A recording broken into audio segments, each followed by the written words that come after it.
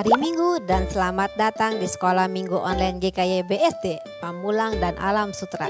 Lause percaya adik-adik semua siap untuk memuji dan mendengarkan firman Tuhan.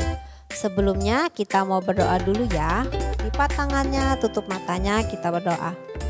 Tuhan Yesus, terima kasih untuk waktu yang diberikan kami boleh datang untuk memuji dan mendengarkan firman Tuhan. Tuhan yang sertai ibadah kami hari ini. Terima kasih Tuhan, hanya dalam nama Tuhan Yesus kami berdoa. Amin. Ayo kita bangkit berdiri. Adik-adik, kita mau menyanyikan satu lagu Sobatku yang Setia. Ada yang tahu siapa sobatku yang setia? Iya benar, dia adalah Tuhan Yesus.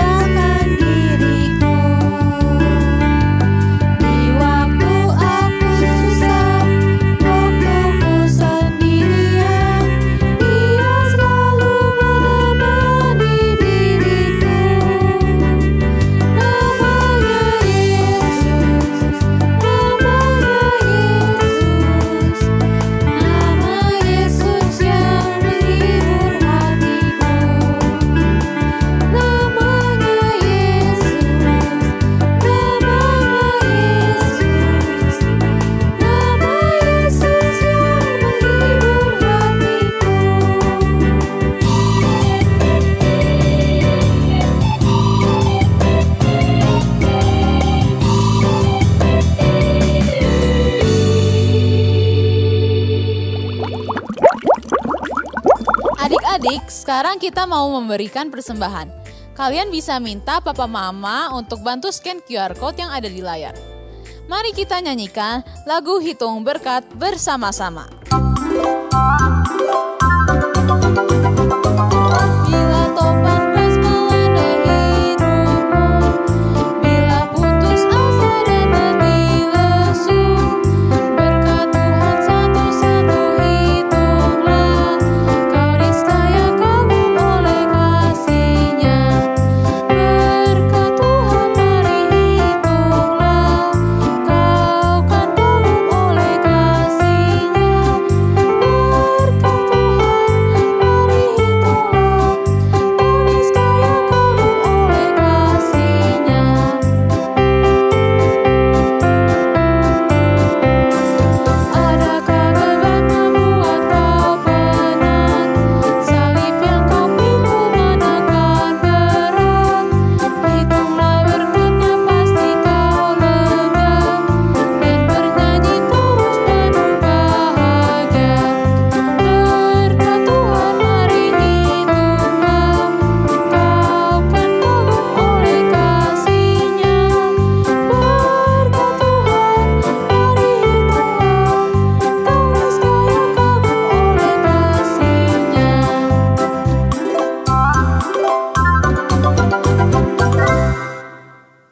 Adik-adik, sekarang mari kita berdoa untuk persembahan yang telah kita berikan. Tuhan Yesus, terima kasih atas segala berkat-Mu. Sekarang kami semua sudah memberikan persembahan. Tuhan berkati supaya kiranya persembahan ini bisa dipakai untuk kemuliaan kerajaan-Mu. Dalam nama Tuhan Yesus kami berdoa. Amin.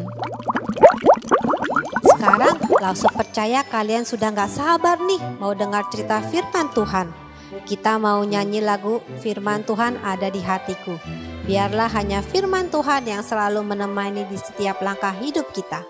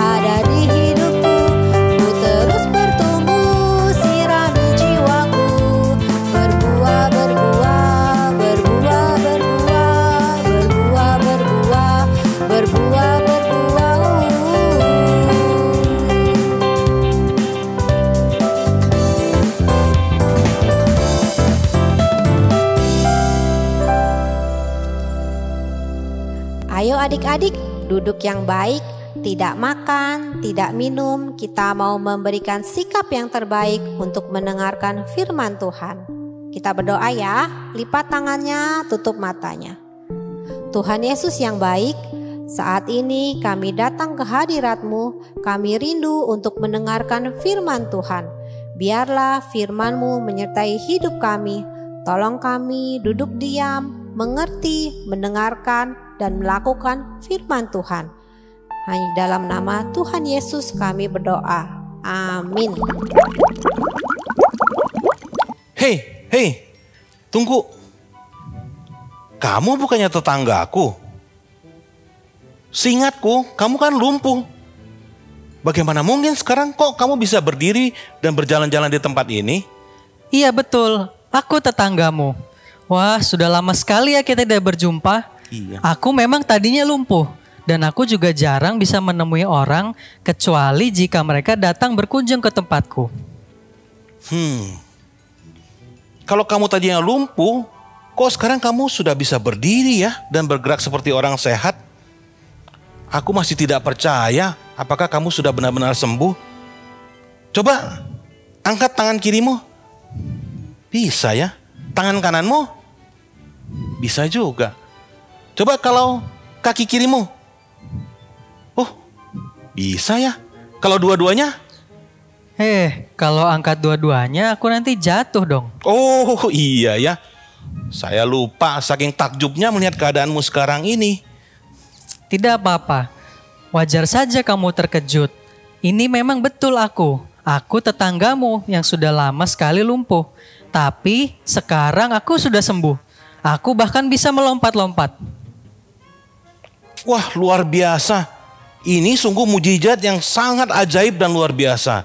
Sangat sulit untuk mengerti. Tadinya semua orang berpikir bahwa kamu lumpuh dan tidak punya harapan untuk bisa sembuh. Saya jadi pengen tahu nih, bagaimana sih kamu bisa sembuh dan tabib mana yang mampu secepat itu menyembuhkanmu? Baiklah. Aku akan ceritakan kepadamu bagaimana aku sembuh. Aku sendiri sebetulnya tidak pernah menyangka bahwa peristiwa ini akan terjadi dalam hidupku. Perjumpaannya dengannya sungguh mengubahkan hidupku. Nah, adik-adik di rumah juga mau dengar cerita pengalamanku? Aku juga akan ceritakan kepada adik-adik.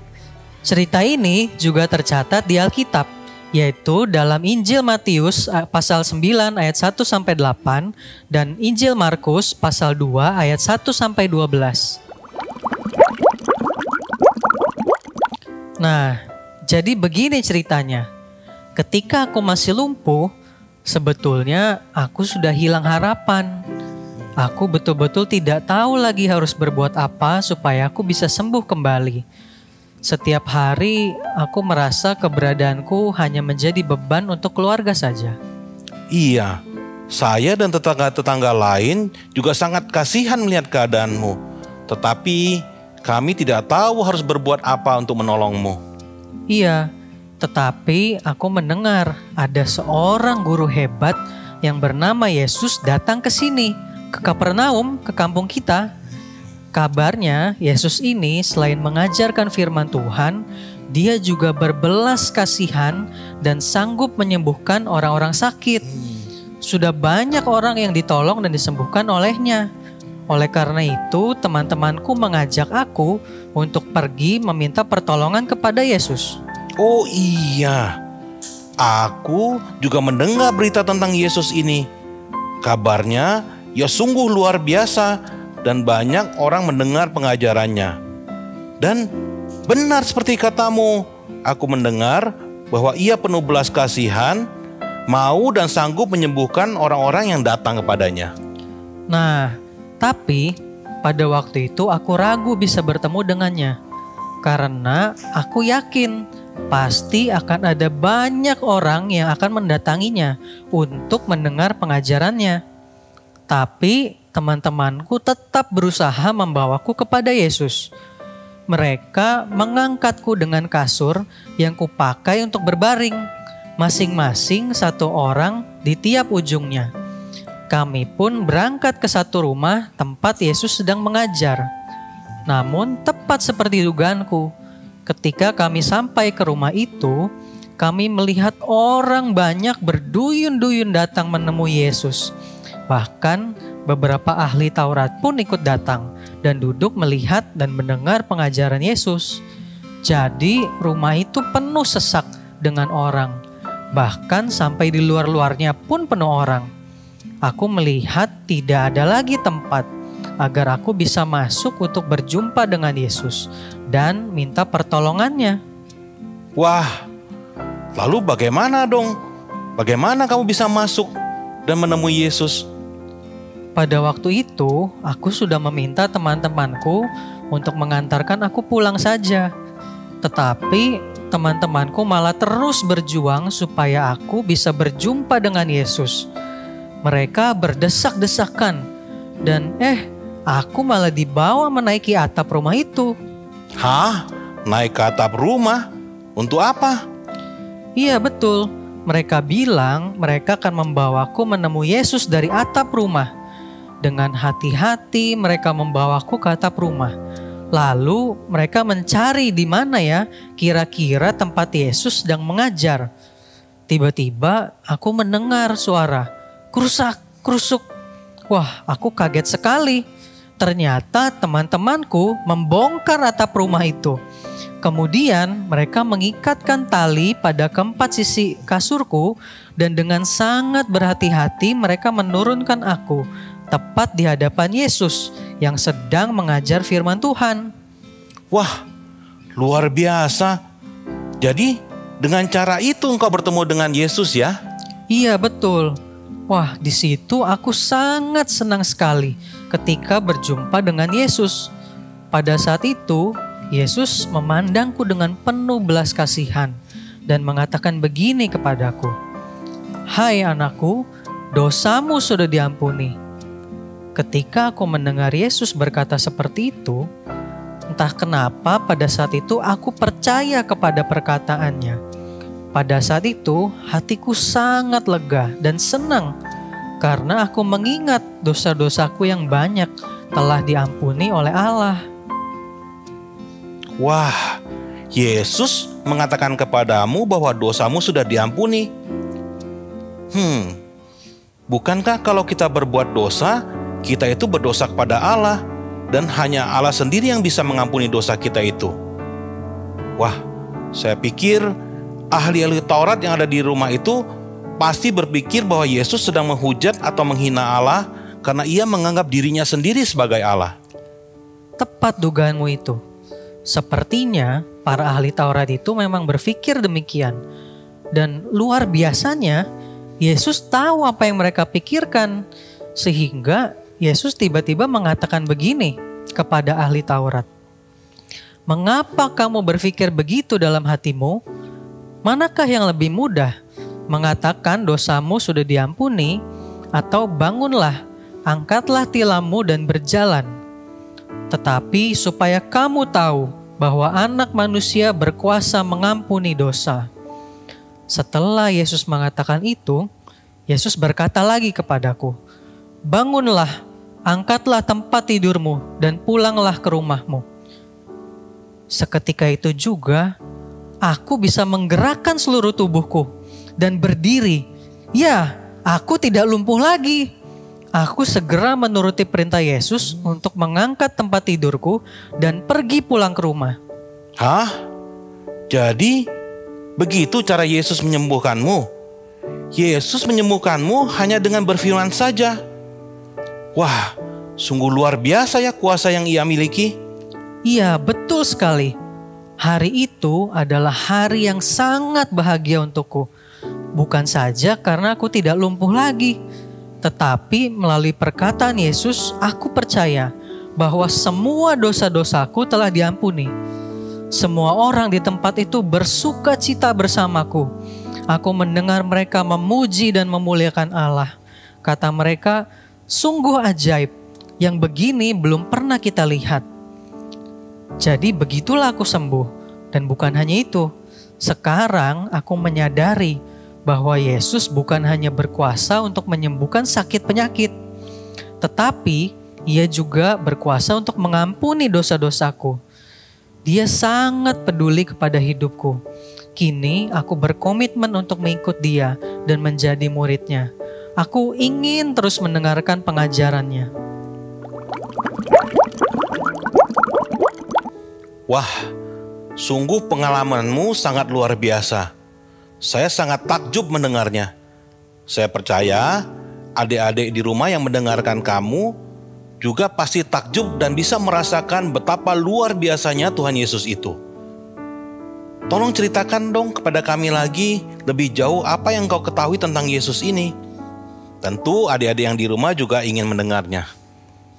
Baiklah, ada beberapa hal yang aku lihat dari pengalamanku ini. Yang pertama, Yesus adalah Tuhan yang berkuasa. Nah, masih ingat kan bagaimana kuasa Yesus dinyatakan? Oh iya, Dia berkuasa menyembuhkan sakit penyakit, salah satunya penyakit lumpuh yang kau alami hanya dengan berfirman saja. Betul sekali, Yesus berkuasa menyembuhkan sakit penyakit. Kalian tentu tahu, sakit lumpuh itu sangat sulit, bahkan mustahil untuk disembuhkan. Tetapi, seperti yang kualami sendiri, Yesus dengan perkataannya berkuasa untuk menyembuhkanku. Bukan hanya itu, Yesus juga ternyata berkuasa mengampuni dosa. Mengapa demikian? Itu karena Yesus adalah Tuhan. Nah, apakah kalian juga percaya bahwa Yesus adalah Tuhan? Tentu saja kami percaya bahwa Yesus adalah Tuhan dan Dia berkuasa mengampuni dosa dan menyembuhkan sakit penyakit. Ya kan adik-adik? Bagus. Jangan seperti para ahli Taurat yang menolak percaya kepada Yesus, bahkan ketika Yesus sudah menunjukkan mujizatnya. Yang kedua, Yesus juga ternyata sangat peduli dengan kita. Hal ini sudah ditunjukkannya dengan berbelas kasihan, menolong serta menyembuhkanku. Ia mengerti segala penderitaan yang kualami. Bahkan Ia tahu masalah yang paling menggelisahkanku, yaitu dosa-dosaku. Dan semuanya itu Tuhan selesaikan dalam hidupku, sehingga aku mengalami kesembuhan secara jasmani dan juga secara rohani. Wah, benar perkataanmu ini. Kalau demikian, itu berarti kalau kita sedang ada masalah, berbeban berat, atau ada sakit penyakit, kita bisa datang dan berdoa memohon kepada Tuhan Yesus. Atau kalau kita juga sedang bersuka cita karena Tuhan memberkati hidup kita dan mendapatkan pertolongan dan penyertaan Tuhan, kita bisa datang juga kepada Tuhan untuk bersyukur karena perbuatannya yang ajaib di dalam hidup kita. Betul sekali perkataanmu itu. Tuhan peduli pada kita dan hadir dalam kehidupan kita. Oleh karena itu, hal ketiga yang mau saya sampaikan adalah aku mengajak kita semua untuk senantiasa mempercayakan hidup kita kepada Tuhan, serta terus setia mengikut Dia. Wah, terima kasih sekali sudah membagikan pengalamanmu bertemu dengan Tuhan Yesus, disembuhkan dan diampuni dosa-dosamu. Saya juga mau bertemu dengan Tuhan Yesus, merasakan kuasa-Nya, merasakan kasih-Nya dan kepeduliannya, serta menyerahkan hidup kepadanya dan setia mengikut Dia. Wah, baik sekali tekadmu ini. Ayo, aku ajak kamu menemui Yesus. Adik-adik mau juga kan seperti Bapak ini? Adik-adik bisa bertemu dengan Tuhan dengan cara beribadah kepada Tuhan. Pada saat kita bersatu teduh, pada saat kita berdoa, membaca serta melakukan firman Tuhan, serta hidup untuk menyenangkan hati Tuhan. Nah, kita mau pergi dulu. Cerita pengalamanku sampai di sini dulu ya. Sampai jumpa minggu depan dalam ibadah sekolah minggu yang selanjutnya. Tuhan Yesus memberkati. Dadah. Adik-adik, sekarang kita mau menghafalkan ayat hafalan kita ya. Sudah siap belum? Ikutin langsung ya. Matius 28 ayat 18. Kepadaku telah diberikan segala kuasa di sorga dan di bumi. Ayo sekali lagi ya. Matius 28 ayat 18. Kepadaku telah diberikan segala kuasa di sorga dan di bumi. Yeay, kita berhasil hafalin ayat hafalan kita hari ini. Sekarang mari kita berdoa, tutup matanya dan lipat tangannya. Tuhan Yesus, terima kasih karena atas berkat-Mu kami semua bisa beribadah online sampai saat hari ini. Tuhan berkati supaya kami semua bisa melakukan firman Tuhan dalam kehidupan kami. Dalam nama Tuhan Yesus kami berdoa, amin. Sampai jumpa minggu depan adik-adik, Tuhan Yesus memberkati. Anak-anak, kita sangat bersyukur mempunyai Tuhan Yesus yang kuasanya tidak terbatas. Yuk kita bikin aktivitas untuk mengingatkan firman Tuhan hari ini.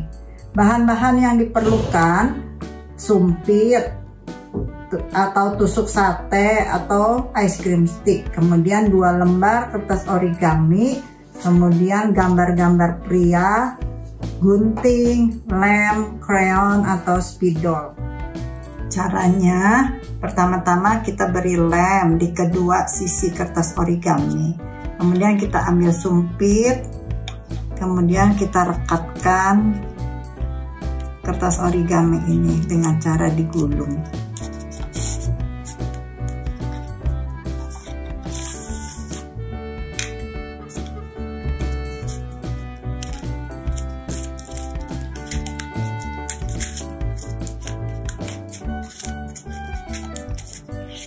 Sehingga berbentuk seperti ini. Nah, kemudian kita ambil 1 lembar lagi kertas origami, kemudian kita taruh di sebelah bawahnya dan direkatkan juga. Nah, sekarang kita ambil gambar bapak-bapaknya, kita masukkan ke dalam sini. Kemudian kita tulis bahan cerita hari ini di selimutnya. Bahan cerita hari ini diambil dari Matius 9 ayat 1 sampai 8. Kita bisa pakai aktivitas ini sebagai pembatas buku atau bookmark. Nah, anak-anak, aktivitas hari ini sudah selesai. Kalau anak-anak sudah membuatnya, jangan lupa difoto, kemudian kirim ke lause-lause sebelum jam 5 sore. Sampai bertemu minggu depan, Tuhan Yesus memberkati. Amin.